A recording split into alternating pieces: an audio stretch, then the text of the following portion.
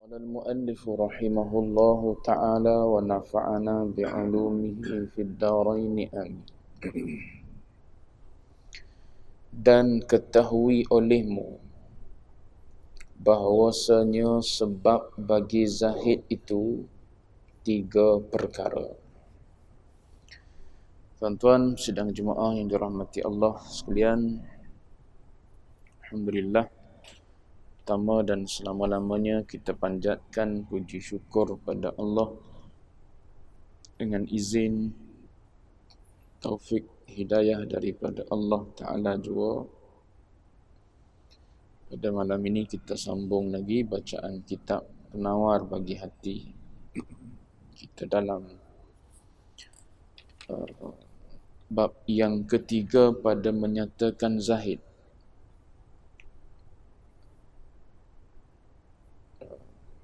Pada kuliah yang lepas kita telah lihat ada 3 pangkat yang disebutkan oleh Syekh Abdul Qadir Al-Mandili. Pangkat yang paling sempurna zahidnya ialah pangkat yang ketiga,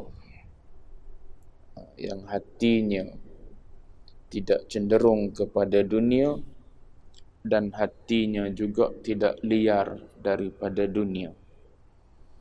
Hatinya tidak cenderung kepada dunia dan hatinya tidak juga liar daripada dunia.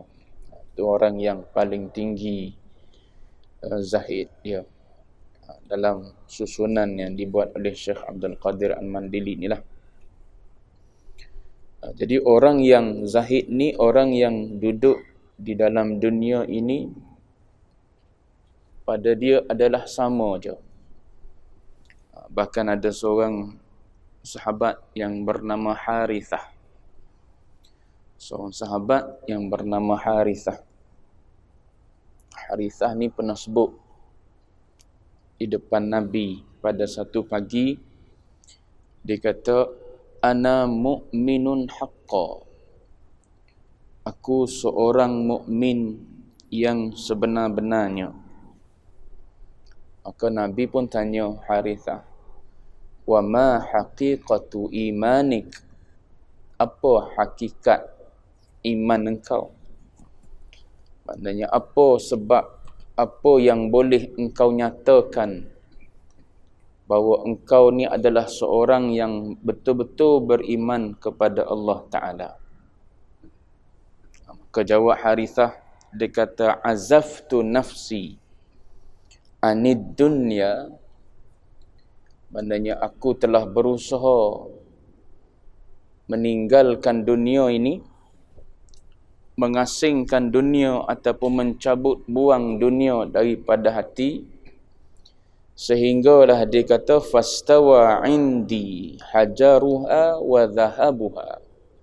Sehinggalah di dalam hati dia ni sama je, sama ada batu ataupun emas.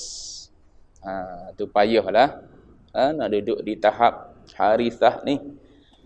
Kita tengok batu tak ada apa, tapi kalau emas kita tahu ada harga.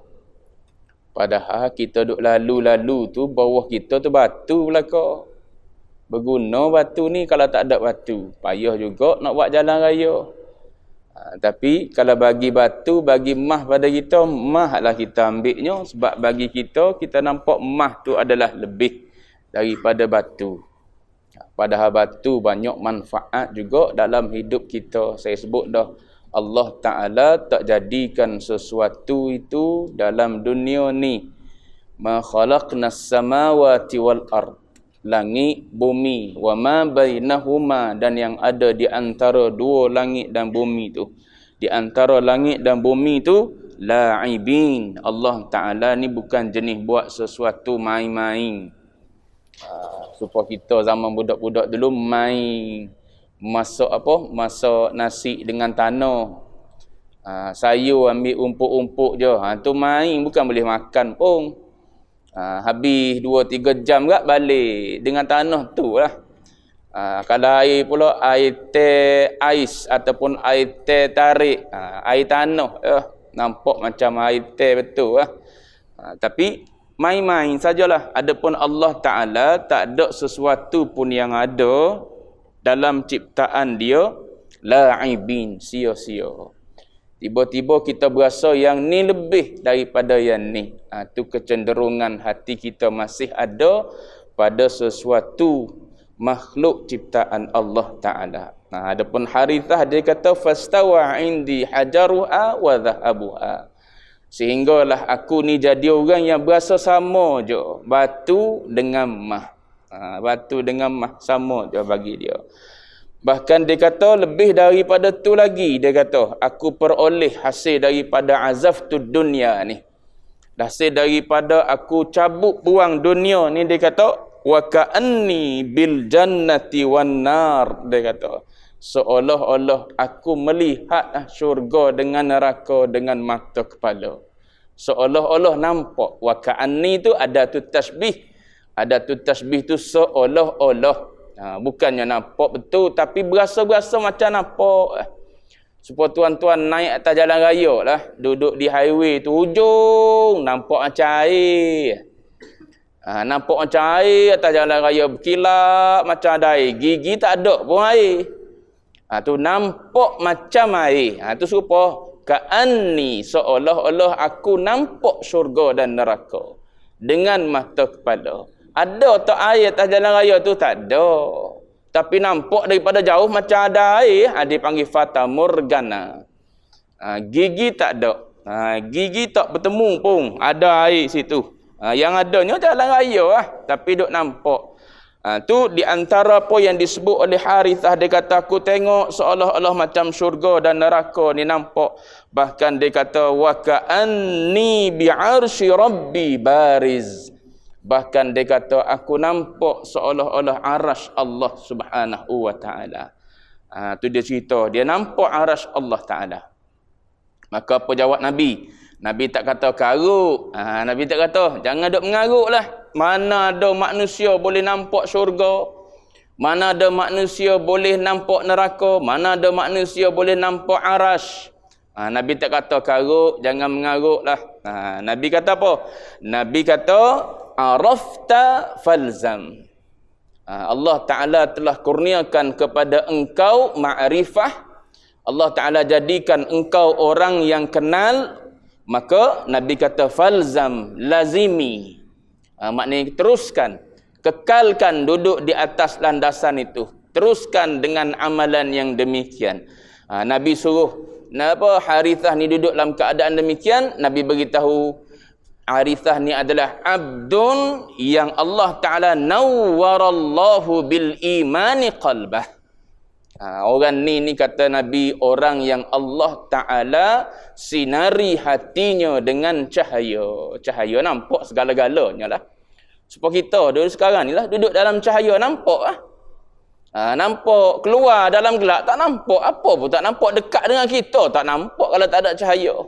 Tapi sebab ada cahaya nampak. Nampak. Dan tu nak pada cahaya, hati yang bercahaya ibaratnya seperti kita duduk, jasad kita ni duduk dalam cahaya, tak teraba-raba dalam hidup. Tahu apa tugas kita duduk sini. Tahu kenapa kita dihantar ke muka bumi ni. Tahu tugas kita, tahu tanggungjawab kita, apa tujuan kita mari sini, nak ke mana kita sebenarnya. Nak kekal di sini ke ataupun ada tempat lain lagi kita akan pergi nanti. Orang yang duduk dalam cahaya dia nampak serba-serbi. Tengok kanan nampak baik tak baik, tengok kiri nampak baik tak baik, depan nampak baik tak baik, nampak belakang. Tapi kalau kita duduk dalam gelap tak nampak, bahaya depan mata kita tak nampak lagi. Sebab duduk dalam gelap. Sebab tu disebut al-ilmu nurun. Ilmu itulah cahaya yang menyuluh. So jalan nak dapat cahaya mula dengan ilmu, mengaji. Selagi mana tak mengaji, ibarat duduk dalam gelap, teraba-raba. Dalam beramal, teraba-raba. Dalam beramal, teraba-raba. Ada seorang hamba Allah. Dia WhatsApp. Dia WhatsApp tanya. Dia kata dia ni hijau bahagian technician. Technician mesin, apa dia sebut tadi. Technician mesin. Majikan dia tak benar pergi sembahyang Jumaat. Tak benar pergi semayang Jumaat. Gugur tak. Saya kata tak gugur. Setakat jaga mesin tak gugur. Tuntutan Jumaat maknanya kena pergi cari jalan juga. Tanya dia majikan Muslim tak Muslim? Muslim. Seorang perempuan Muslimah tapi tak tahu hukum semayang Jumaat tu wajib. Maka dia tak benarkan majikan orang yang bekerja dengan dia pergi semayang Jumaat. Tu nak beritahu masyarakat kita ada lagi. Dalam keadaan kita rasa canggih sangat dah zaman kita ni, ilmu di hujung jari kita kata. Tapi orang tak guna hujung jari tu untuk cari ilmu.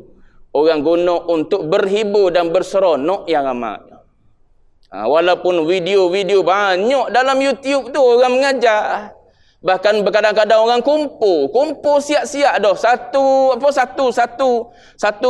web tu hanya cerita tentang apa? Orang mengajar dia. Pilih je nak kitab apa. Tok guru bukan setakat daripada Malaysia, daripada Patani, daripada Arab dan sebagainya dia impun dalam tu. Bersiri. Tak tengok kita, duk tengok bidadari kiriman Tuhan juga.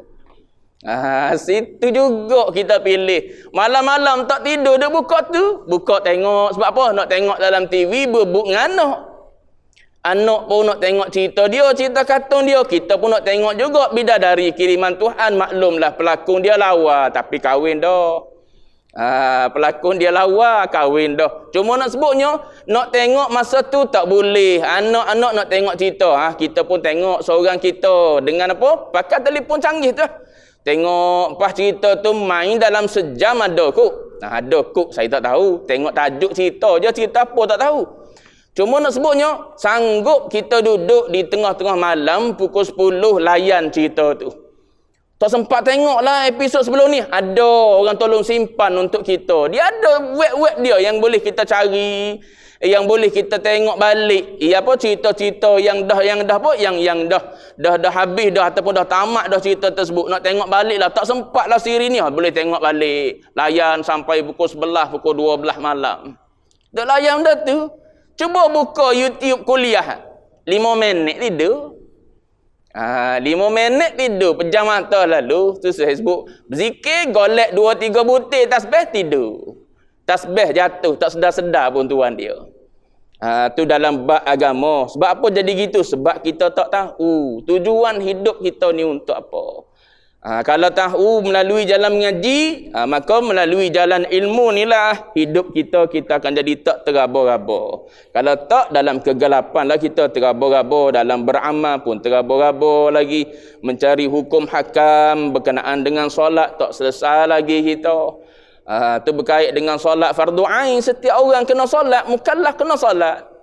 Pas kita nak mari sembahyang jemaah, kena mengaji bab jemaah pula. Mu ni imam ke makmum? Imam ngaji bab imam. Mu apa? Makmum, okey, mengaji bab makmum. Nanti tak selesai pula bab imam makmum, kita dah sembahyang dah. Tak tahu muafiq masbuk lah. Ada muafiq masbuk bila kita berjemaah. Tak tahu muafiq masbuk, kita berasa kita sembahyang padahal sembahyang tak sah. Tu beringat ramai agamawan kita yang tolong tulis balik yang mudah-mudah ni dalam Facebook dia. Tapi bila kita tengok komen bawah tu, baru dengar hari ni ada. Saya baru dengar hari ni lah isu ni. Isu lama dah dalam kitab Muniatul Musalli ni, mula-mula sekali orang mengaji. Muniatul Musalli ni saya ingat saya mengaji dengan ayah anda sendiri. Masa tu sekolah rendah. Masa tu mengaji Muniatul Musalli. Muniatul Musalli ni basic lah. Cerita bab solat. Belakang tu dia cerita bab muafiq masbuk. Bab muafiq masbuk. Baik. Cuma nak ceritanya ilmu ni kalau kita pergi dengan dengan ilmu maka tak terabur-abur. Baik. Jadi dia kata, dan ketahui olehmu bahawasanya sebab bagi zahid itu 3 perkara. Ini jalan nak mendapatkan zahid ni lah. Nak suruh hati kita sama je dengan apa yang ada di sekeliling kita. Jadi macam harithah, batu dan mah sama saja. Tu bagi harithah. Baik. Yang pertama dia kata, sebab mendapatkan zahid ni, yang pertama takut akan api neraka. Dan iaitu zahid sekalian yang takut Ni orang yang ada zahid ni dipanggil zahid al-khaifin. Zahid orang-orang yang takut. Zahid satu golongan iaitu golongan khaifin, golongan yang takut pada Allah Ta'ala ataupun takut kepada makhluk-makhluk Allah Ta'ala yang Allah Ta'ala jadikan sebagai jalan ancam. Supaya api neraka ni lah. Padahal api neraka ni makhluk pun dengan kita ya. Supaya tuan-tuan duk dengar talqin tu lah. Bila kembalinya anak-anak saudara mara balik akan datang kepada kamu dua malaikat akan bertanya kepada kamu, jangan takut. Salah satu dia sebutnya dia adalah makhluk serupa dengan kita juga. Ni golongan khaifin ni dia sebut takut kepada api neraka, takut pada makhluk juga tu kalau nak kira. Kalau orang tinggi ada kalau orang tinggi dak sebab tu dalam dalam zikir ilahi lastulil firdausi ahla tu aku bukan bukan yang tu bukan kerana syurga aku beribadat dan bukan kerana neraka aku beribadat. Bukan kerana syurga aku beribadat, bukan kerana neraka aku beribadat, tapi kerana engkau, kerana Allah Ta'ala. Walakin lidzatika, kerana zat engkau. Adapun neraka tak boleh panaskan kita kalau Allah Ta'ala tak panaskan. Buktinya Nabi Ibrahim tak terbakar. Syurga tak menjadi nikmat pada kita andai Allah Ta'ala tak jadikan syurga itu dirasai sebagai nikmat pada kita. Ada orang duduk dalam rumah besar tapi berasa serabut duduk dalam rumah, pergi disko. Pergi duduk disko, berhibur dengan DRO, padahal bini lawa kat rumah. Tak lawa macam mana? Dia orang kaya semua perempuan nak. Dapat bini yang lawa boleh pilih. Kalau kita tak boleh pilih, petik hot tepi jalan je kita. Dia orang kaya raya. Orang tengok besi kereta tu orang nak dah. Kita nak tengok besi apa kita? Besi basikal ada lah. Tu pun rim saja ada. Besi motor X5 kita contoh ni tuan-tuan. Besi keris ada kita, tu besi tak laku. Orang tengok tak nak. Orang kaya, orang nak, tapi duduk dalam rumah berasa serabut. Rumah besar rasa serabut. Keluar daripada rumah tak jadi syurga. Rumah orang miskin juga jadi syurga. Ada seorang sahabat dia tulis, orang dulu-dulu duduk dalam rumah biasa-biasa, tidur pun kadang-kadang kadang-kadang tak ada katil, tak ada tilam pun. Kalau sejuk duduk dekat laki bini belaga belakang nak suruh panah. Sejuk kan, sampai pagi sejuk, tak ada pemanas. Maka nak suruh hilang panas tu duduk dekat-dekat belaga belakang. Suami menghadap belah sana, bini menghadap sebelah sana, belaga belakang. Nak suruh apa? Nak suruh berasa panas hangat tubuh.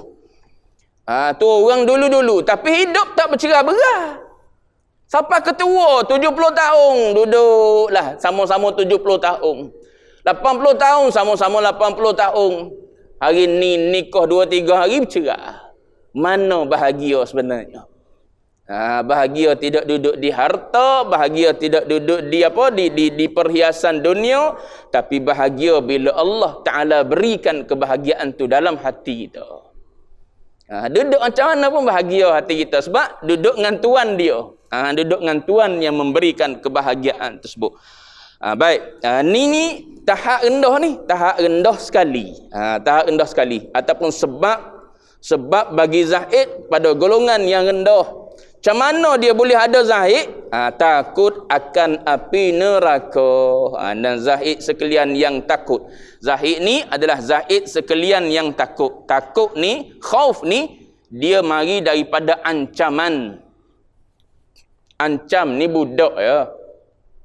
Budak. Kenapa budak semayang? Sebab takut. Kenapa budak dia semayang? Umur 7 tahun, 8 tahun, kadang-kadang sekolah menengah pun. Kadang-kadang semayang tu sebab apa? Sebab takut. Takut pada ayah, takut pada rotan, takut pada cikgu, takut pada warden, takut pada apa lah. Takut tu lah menyebabkan dia ni jadi orang yang buat taat pada Allah Ta'ala. Kalau beribadat sekadar takut supaya ibadat budak-budak. Kenapa semayang ni? Takut neraka. Supaya budak-budak. Masih lagi dengan budak-budak. Mu takut apa ke neraka? Neraka tu makhluk. Tu kalau orang tinggi. Gitulah bicara dia. Kenapa duk takut pada neraka? Neraka tu adalah makhluk Allah Ta'ala lagi. Takutnya ialah pada Allah Ta'ala. Bukan takutnya pada neraka. Neraka ni dia tak memberi bekas kalau Allah Ta'ala tak izin sebab dia makhluk. Tu i'tiqad kita Ahlus Sunnah wal Jamaah. Pisau dia tak boleh memberi bekas walaupun dia tajam. Api dia tak boleh memberi bekas, tak boleh membakar kalau Allah Ta'ala tak izin. Tu makhluk. Bukti dia Ismail tak luka, Ibrahim tak terbakar. Tak ada berlaku sikit pun mengikut adat kebiasaan berlaku. Biasa pisau kalau kena luka berdarah, keluar darah, biasa api matilah jawab dia hangus. Tapi tengok-tengok api tak membakar, pisau tak memotong. Maknanya yang memberi kekuatan pada pisau tu untuk memotong Allah. Yang memberi panas pada api itu ialah Allah juga. Sebab dia makhluk serupa kita. Kita pun tak boleh buat apa juga. Kita sendiri pun tak boleh nak buat apa-apa untuk diri kita kalau tak bertepatan dengan apa yang Allah Ta'ala kehendaki. Habis itu kenapa berlaku sebagaimana yang kita nak? Sebab sesuai dengan apa yang Allah Ta'ala nak. Wa ma tasha'una illa an yasha Allah. Tuan-tuan baca dalam apa pagi-pagi Jumaat tu. Wa ma tasha'una illa an yasha Allah. Apa yang kita nak mesti berbetulan dengan apa yang Allah Ta'ala nak. Baru jadi. Tak jadi kalau kita saja nak, Allah Ta'ala tak nak. Berapa banyak benda yang kita nak. Nak kepada Zainab tiba-tiba dapat Fatimah. Nak anak dara dapat janda. Nak hidup dia dengan dia sampai hujung nyawa kita. Tengok-tengok dia baru apa? Dia lebih muda daripada kita, gi awal daripada kita. Baru setahun kahwin meninggal dah dia. Berjanji nak sehidup semati. Kita gi dulu lagi baik daripada dia gi dulu. Tapi tengok-tengok setahun je hidup dengan dia mati. Kita nak gitu, Allah Ta'ala nak lain. Tapi kalau berbetulan dengan yang kita nak jadi. Kita nak anak kita jadi orang yang pandai anak itu. Kita nak anak kita jadi orang yang berjaya berlaku anak itu. Bukan kita tentukan tu. Allah Ta'ala. Kita hanya jadi asbab. Setiap asbab tak memberi bekas. Tu dalam Usuluddin ngaji. Setiap asbab tak memberi bekas apa-apa pun. Sebagaimana pisau dan api itu tak membakar dan tak melukakan. Jadi kalau kita duduk dalam keadaan takut pada Allah Ta'ala, takut kepada api neraka, kita beribadat, maka dia umpama ibadat anak-anak kecil. Anak-anak kecil. Kenapa tak ambil harta banyak-banyak ni? Takut dia tu. Takut kena bakar api neraka. Tu ibarat dia ialah seperti anak-anak kecil yang tak berani pegang duit banyak-banyak. Ya pegang, kita tak berani nak pegang banyak-banyak, kita pun ambil dalam dompet itu. Berasa selamat tapi kalau dia bawa berasa tak selamat, takut ada member-member duk ambil. Budak-budak tahulah. Dia buka beg member dia, dia tengok ada duit banyak, dia ambil. Sebab tu dia bawa duit tak banyak. Sebab apa? Dia berasa takut, berasa tak selamat. Tu takut dan tak selamat gitu tu dia panggil ancaman. Ancaman. Maka yang ni tahap yang rendah. Baik. Naik lagi yang kedua. Sebab yang kedua bagi Zaid, gemar pada nikmat akhirat ini lebih tinggi daripada yang pertama. Yang ni duduk dalam keadaan gemar. Dan Zaid yang terjadi daripada gemar akhirat ni, Zahid sekalian yang harap, dipanggil golongan yang rajin. Gitu. Golongan yang mengharap pada Allah Ta'ala.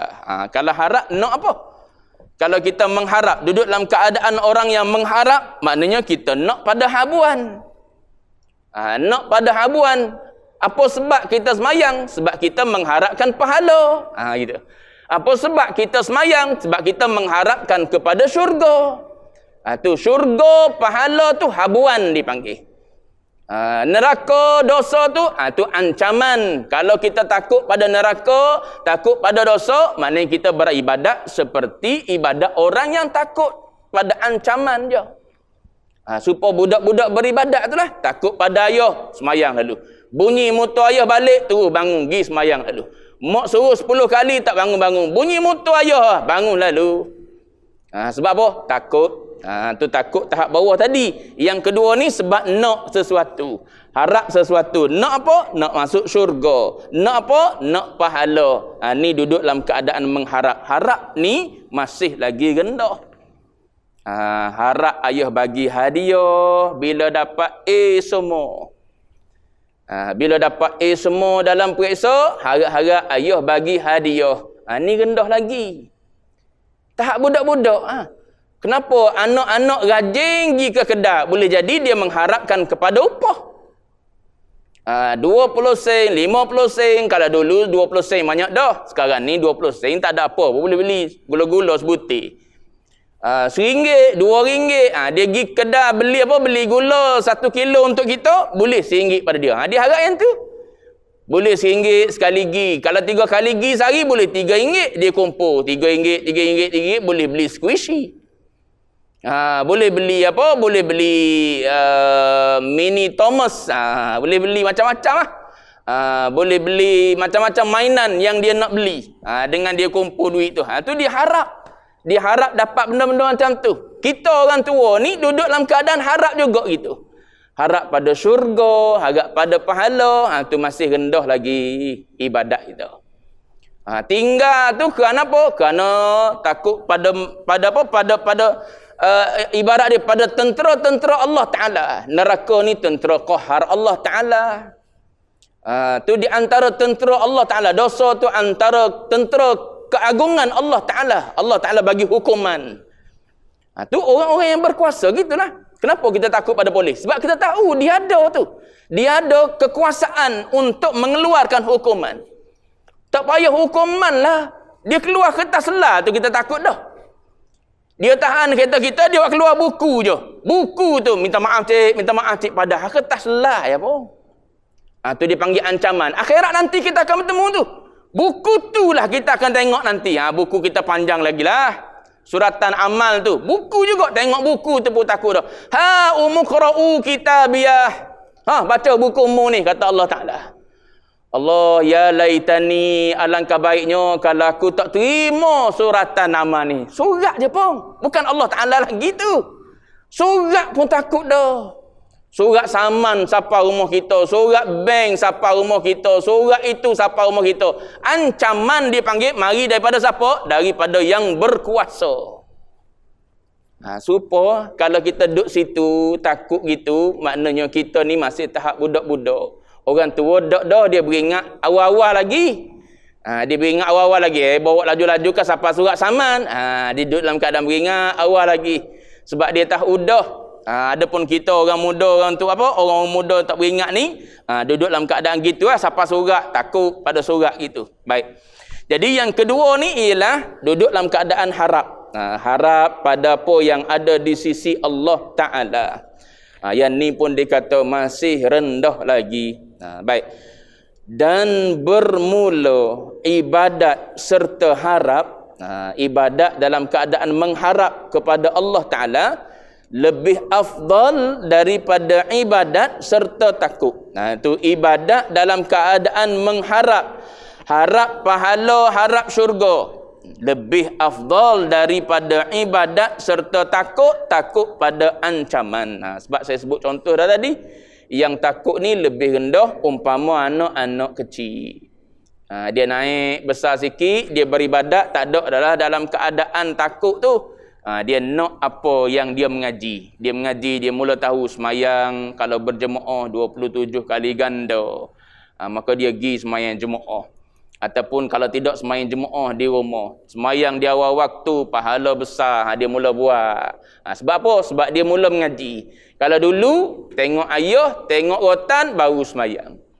Bunyi suara ayah, baru semayang. Tu bawah. Naik tinggi lagi, dia mula mengaji. Dia mula kenal, dia tahu buat gini dapat pahala. Buat gini dapat apa? Dapat kasih sayang daripada ayah anda. Buat gini ayah bagi hadiah. Buat gini ayah balas bagi itu ini dan sebagainya. Maka mulalah dia pun jadi orang yang mengharap. Maka kata dia, orang yang beribadat dalam keadaan harap lebih afdal daripada orang yang beribadat dalam keadaan takut. Kenapa? Kerana harap itu melazimkan ia akan kasih. Ghalibnya gitu. Bila kita duduk dalam keadaan mengharap daripada Allah Ta'ala, maka ghalibnya dia akan datang kasih daripada Allah. Supaya kita tolong ayah. Tolong ayah. Sebab apa tu? Sebab mula-mulanya ialah ayah bagi hadiah. Mudah sangat. Ayah suruh buat tu, buat. Ayah suruh jemur kain. Ayah suruh naik belajar gitu. Bila dah gitu, lama-lama dia akan menimbulkan kasih ayah pada kita. Baguslah yang ni seorang ni. Dengar sungguh. Dengar suruh pergi jemur kain. Dia tengah tengok telefon pun dia tinggal telefon, dia pergi jemur kain. Suruh pergi ambil air segelas dapur, dia tinggal telefon dia. Tengok TV dia tinggal, dia pergi ambil telefon. Cuba kalau anak tu kata, jap tiap-tiap masa. Jap suruh jemur kain, jap lagi suruh ambil air, jap lagi, last kali kita ambil sendiri. Kan beza tu, bila dia follow je apa yang kita nak, kita akan sendiri mari dalam hati kita suka pada anak ni. Sebab apa? Mudah. Mudah maknanya dia ikut. Tu asal orang tu ialah mengharap. Tapi bila kita duduk dalam keadaan mengharap ni, akhirnya datang kasih daripada Allah. Allah Ta'ala akan kasih pada manusia tu. Baik. Yang ketiga ni yang tinggi, dan iaitu yang lebih tinggi, bahawa adalah sebab bagi zahid itu membesarkan diri daripada. Membesarkan diri daripada. Nuskhah tuan-tuan dia tulis apa? Nuskhah Jawi dia tulis gitu deh. Membesarkan diri daripada tak? Nuskhah Melayu dia tulis apa? Membesarkan Allah. Kau tak ada nuskhah Melayu? Ada nuskhah Melayu tak? Rumi. Tak ada nuskhah Rumi. Nuskhah Jawi dia tulis membesarkan. Membesarkan diri. Kalau nuskhah Rumi, dia tulis apa tuan? Tak ada. Membesarkan Allah. Sama juga. Dia tulis membesarkan diri. Membesarkan diri juga dia. Itu kena tukar. Bahawa adalah sebab bagi zahid itu membesarkan Allah. Gitu. Tak ada lah. Makhluk, tak masuk makhluk lah. Yang atas dua tadi, makhluk. Syurga, neraka, pahala, dosa. Yang ketiga ni sebab bagi zahid ini ialah membesarkan Allah dan berpaling kepada yang lain daripada Allah Ta'ala. Gitu. Ni maknanya kembali pada zat lah. Zat Allah Ta'ala. Dia tidak kerana apa yang menempel di zat tu, tidak. Supaya kenapa kasih pada ayah? Sebab ayah lah. Sebab ayah ni ayah. Gitu. Sebab ayah ni ayah. Bukan kerana ayah ada motor. Bukan kerana ayah ni ada tanah banyak ekar. Bukan kerana ayah ni ada duit banyak dalam bank. Ayah dah nak mati, dah tua dah. Nanti duit ni akan mari pada kita. Tidak. Kenapa kasih pada ayah? Berbakti pada ayah, pada mak ni? Sebab mak adalah mak. Sebab ayah adalah ayah. Ni anak yang baik. Tapi ada anak yang nak sesuatu, ada udang di sebalik mi. Pepatah Melayu kita kan. Buat baik pada mak sebab apa? Sebab tahu mak kita ni ada emas banyak dalam apa? Dalam almari dia. Lepas dia mati nanti aku nak gadah semua emas dia. Boleh duit pada kita. Tu yang baik tu. Nanti kalau tak baik, tak rapat dengan mak bagi pada orang lain. Kita adik-beradik katakan 5 orang. Mak bagi hadiah awal-awal agak melepah lah kita. Dia bagi dalam bentuk heboh kan. Dia bagi dalam bentuk heboh. Heboh ni diberi ketika hidup. Heboh ni diberi ketika hidup. Ayah boleh ya nak bagi pada anak ni lebih daripada anak ni dalam bentuk heboh. Dari sudut boleh lah. Dari sudut adab tak kena lah dia terbuat tak sama rata. Cuma dari segi boleh. Dia nak bagi tengok anak ni mengaji tak apa tinggi mana. Dia bagi lebih. Yang ni mengaji tinggi. Duit pun banyak dah. Bagi lebih buat apa lagi? Itu selama dia hidup dia boleh bagi heboh. Tapi bila dah mati kena ikut formula lah. Cuma nak sebutnya ialah seorang ayah, seorang anak, kalau dia betul-betul kasih pada ayah dia tak ada terkait dengan sesuatu yang menempel pada ayah dia. Apa yang ada di ayah, apa yang ada di mak. Tidak. Kasih pada ayah kerana ayah. Kasih pada mak kerana mak. Gitu kita dengan Allah Ta'ala. Kasih pada Allah kerana dia adalah Allah. Bukan kerana dia nak bagi syurga pada kita. Bukan kerana dia ni ada neraka, nanti kita bimbang takut-takut dihuman dalam neraka, maka kena kasih pada Allah Ta'ala. Tidak. Bukan kerana dia ni kalau kita buat salah ada dosa, maka dia catat sebagai dosa. Dosa tu sebagai apa? Sebagai sebab kita akan diseksa, diazab nanti, kita pun jadi orang baik. Kita buat baik pun bukan kerana nak sesuatu yang dijanjikan dalam syurga. Tidak. Tapi kerana zat dia memang layak untuk kita abdikan diri. Itu tinggilah. Sebab tu dia kata yang ketiga ini adalah golongan arifin. Orang yang kenal. Orang yang kenal Allah Subhanahu wa ta'ala. Baik, mana disebut? Kerana membersihkan hati, yakni mengosongkan hati tu daripadanya, daripada selain Allah, dan menghinakan akan barang yang lain daripada Allah Ta'ala. Dan itu dia kata zahid sekalian arifin. Yang ni zahid orang yang kenal Tuhan. Orang yang kenal Allah Subhanahu wa Ta'ala. Bila dia kenal Allah Ta'ala, marilah apa pun dia nampak itu Allah. So tak ada apalah bagi dia. Mari duit pun Allah Ta'ala, tak ada pun Allah Ta'ala. Mari jawatan pun Allah Ta'ala, tak ada jawatan pun Allah Ta'ala. Boleh kereta apa pun Allah Ta'ala bagi. Dia tengok pemberi tu, bukan tengok pada benda yang datang tu, tidak. Sekarang ni kita terkesan dengan benda tu. Jiwa kita sekarang ni sebab tu tak zahid lagi. Duduk dengan apa, dengan kereta jenis ni berasa goh, berasa orang kaya gitu. Tiba-tiba je berasa jadi orang kaya. Padahal barang pinjam. Barang pinjam gitu, pinjaman je semua tu. Hakikat pun pinjaman, majas pun pinjaman. Hakikat pun pinjaman daripada mana? Daripada bank. Bukan kita beli dengan bayar cash pun. Kita tak beli dengan bayar cash pun. Kita beli kereta besar-besar, bayar ansuran. Orang tua di kampung beli kereta second hand, bayar cash, dia lagi kaya daripada kita. Dia bayar cash, kita bayar ansuran. Ansuran tu maknanya kita orang tak ada. Boleh bayar sikit-sikit boleh, tapi kalau nak bayar sekaligus tak ada. Tu maknanya. Tapi duk berasa bila naik, kaya aku. Tengok kereta besar ni. Tu terkesan dengan benda. Benda yang menempel. Pada hakikatnya, kereta murah ke, kereta mahal, kereta kecil, kereta besar, dua-duanya al-mu'ti dia siapa? Allah. Al-mu'ti dia ialah Allah Ta'ala. Yang memberinya ialah Allah Ta'ala. So kita duduk dengan al-mu'ti. Bukan duduk dengan benda tu. Bukan duduk dengan benda tu. Orang kata kita apa? Orang kata kita tamak. Tak. Kita bukan tamak pada benda tu. Kita duduk dengan pemberi. Dia beri, kita ambil. Kalau dia nak ambil, dia ambil. Dia nak ambil, dia ambil. Sebab tu ada seorang lelaki. Dia berdoa depan Nabi. Dia berdoa depan Nabi, depan Rasulullah. Dia kata apa? Allahumma arini dunya kama taraha. Dia kata tunjukkan kepadaku dunia ni sebagaimana engkau melihat dunia. Perlihatkan aku dunia ni sebagaimana engkau melihat dunia. Sebagaimana maknanya, sebagaimana Allah Ta'ala melihat dunia. Allah Ta'ala melihat dunia, dunia ni tak lebih daripada sebelah sayap nyamuk. Tak apalah makhluk dia. Dunia ni yang dia cipta.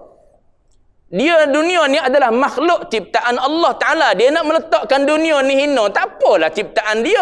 Kita ni sebagai makhluk dia, dengan dunia ni pun makhluk dia juga. Kita kata dunia ni hina, tak kena. Nabi kata, la taqul hakadha. Nabi kata, jangan kata gitu. Kita tak boleh tengok, kalau saya buat perumpamaan, kita jangan tengok dari kacamata Tuhan.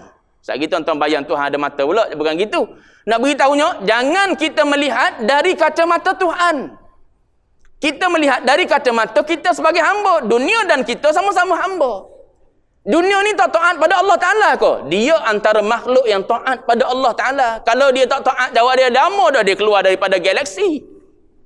Lama dah dia keluar daripada orbit. Baik dia kata aku hidup jauh sikit daripada matahari, panah ni di atas ni. Baik aku duduk di hujung no, macam Pluto. Sejuk sangat pula dia kata. Baik aku duduk tengah-tengah dia kata. Tak. Selagi mana Allah Ta'ala kata engkau duduk di orbit ni, duduk. Selagi mana Allah Ta'ala kata engkau berpusing, jangan berhenti, berpusing. Tak berhenti. Dunia ni adalah makhluk ataupun bumi ni adalah makhluk yang sangat taat pada Allah Ta'ala. So kita jangan memandang ciptaan Allah Ta'ala tu hina. Sebab dia tak buat sesuatu tu sia-sia. Tu Nabi betul. Nabi betul pada kita. Jangan engkau berkata demikian. Itu Allah Ta'ala yang melihat ciptaan dia. Supaya kita lah. Kita tengok tulisan kita. Huduhnya tulisan aku. Tak apa lah. Cuba orang lain kata huduh. Marah lalu itu. Pandai-pandai mu kata tulisan aku huduh. Walaupun tulisan kita memang huduh pun. Kita menulis khak kan. Kita tulis khak apa? Khak Quran lah katakanlah. Kita tengok Allah tak berjadilah tulisan khak ni. Khak mendung tadi. Ni khak apa? Bukan khak nasah ni. Bukan khak rakaah. Khak hentami nama dia ni. Sebab kita hentam je.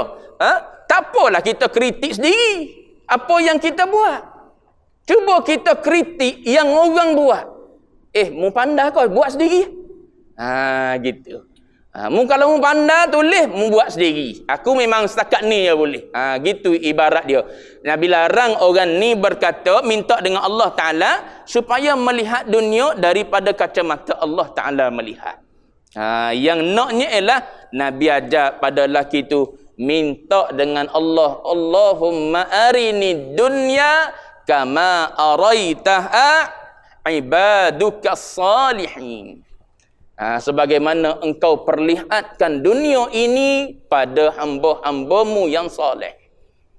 Macam mana hamba-hamba yang soleh pada apa? Yang baik-baik ni, yang soleh ni mengambil dunia. Adakah Zahid mengajar kita tinggal dunia? Tak payah ambil dunia, duduk dalam keadaan tak ada apa-apa? Tak ada. Nabi Sayyiduz Zahidin. Nabi adalah penghulu kepada yang zahid. Tuan-tuan tengok orang bagi pada dia, dia ambil ke tak ambil? Ambil. Tuan-tuan baca kitab Syama'il Muhammadiyah, tuan-tuan akan bertemu antara benda yang Nabi larang tolak bila orang hola minyak wangi pada kita. Minyak wangi je pun. Aku dah dedah minyak wangi ni pakai. Tak, ambil apa yang orang bagi. Hola tangan. Dia nak bagi je minyak wangi, hola tangan. Saya dedah, saya dedah. Tak, Nabi ajar suruh ambil. Minyak wangi je pun. Bukan banyak pun, setilik je. Tak nak. Tak boleh, kena ambil. Ini Sayyiduz Zahidin. Orang zahid kan nak apa? Wangi-wangi. Duduk dalam keadaan tak bau wangi. Tak, wangi. Orang zahid. Dia serupa. Benda tu tak memberi kesan pun pada jiwa dia. Aku orang wangi, aku orang yang apa? Pewangi aku pakai, pewangi yang mahal. Aku orang kaya. Tak, bukan itu. Pakai itu kerana Tuhan redha. Gitu. Pakai itu kerana Tuhan redha. Sebab apa? Innallaha tayyibun yuhibbut tayyibah. Semua buat tu kerana Allah. Kerana zat dia. Zat dia suka apa? Zat dia suka wangi-wangian. Okey, aku pakai minyak wangi. Mahal tak mahal, tak ada beri kesan pada jiwa kita pun. Ini orang yang zahid, yang arif. Itu yang Nabi ajar pada lelaki itu. Minta supaya Allah Ta'ala perlihatkan pada engkau dunia sebagaimana araitaha salihin, sebagaimana engkau perlihatkan kepada hamba-hamba engkau yang salih. Bau betul. Para masyayikh kadang-kadang kaya raya kan. Tapi harta tu tak duduk dalam jiwa dia. Tak duduk dalam jiwa dia. Orang minta, dia bagi. Orang minta. Syekh, kadang-kadang orang hadiahkan tongkat pada dia. Lepas tu bila dia pergi ke mana-mana, ada saja orang-orang nak pada tongkat dia tu, nak ambil barakah. Nak ambil barakah. Tapi yang nak tu biasanya untuk tua lah kalau tongkat kak. Cuma bila orang nak, dia bagi. Kadang-kadang cincin orang bagi hadiah. Orang nak, dia bagi. Benda tu boleh datang dan berlalu pergi gitu. Kalau kita sayang lah nak bagi. Sayang kadang-kadang benda tu habis jadi najis je kadang-kadang nak itu, tapi kedekut nak bagi. Makanan kedekut nak berkongsi kita. Ada gula-gula. Mikir 2-3 kali nak bagi tak nak bagi. Gula-gula mahal pula. Lagilah tak nak kongsi kita. Tu benda tu masuk bagi kesan pada jiwa kita. Datang dan singgah. Singgah pada kita tu maknanya bukan singgah di hati, singgah di tangan saja orang yang zahid ni. Baik. Orang yang payah nak bagi apa? Nak bagi harta sebab tak zahid. Payah nak bagi, mikir banyak kali, lamakan Allah Ta'ala, lamakan tak cukup makan kita. Padahal Allah Ta'ala sebut, orang yang berinfak pasti akan dibalas. Pasti kata janji Tuhan, tak percaya juga kita. Baik. Mana tadi? Ui, syaddah tak sedar. Sini tak ada bunyi. Mujur tengok jam. Kalau tidak subuh pun. Mana tadi? Nak berhenti dah cari stesen. Mana stesen dia ni? Next station. Dan itu zahid sekalian arifin. Boleh dah berhenti situ. Dan bahawasanya zahid yang lebih sempurna, zahid pada tiap-tiap yang lain daripada Allah pada dunia dan pada akhirat, dan kurang daripadanya zahid pada dunia saja, sama ada harta atau kemegahan. Itu makin rendah. Atau akan datang insya-Allah, kita tengok sambungan daripada dia. Wallahu a'lam wa ilmuhul atam.